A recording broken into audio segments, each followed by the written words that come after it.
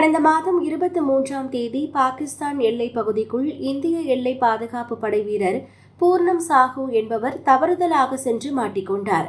பஞ்சாபின் ஃபெரோஸ்பூரில் உள்ள ஒரு விவசாய நிலத்திலிருந்து BSF கான்ஸ்டபிள் சாஹூவை பாகிஸ்தான் ரேஞ்சர்கள் கைது செய்தனர். எல்லைக்கு அருகே விவசாயிகள் குழுவை அழைத்து சென்ற சாஹூ ஒரு மரத்தின் கீழ் ஓய்வெடுக்க சென்று தெரியாமல் பாகிஸ்தான் எல்லைக்குள் நுழைந்தபோது இந்த சம்பவம் நிகழ்ந்ததாக BSF அதிகாரிகள் தெரிவித்தனர். பாகிஸ்தான் சிறைப்பிடித்து உள்ள BSF வீரரை மீட்க நடவடிக்கை எடுக்க வேண்டும் என்று காங்கிரஸ் வலியுறுத்தியுள்ளது. பூர்ணம் சாஹூ மேற்கு வங்க மாநிலத்தை சேர்ந்தவர்.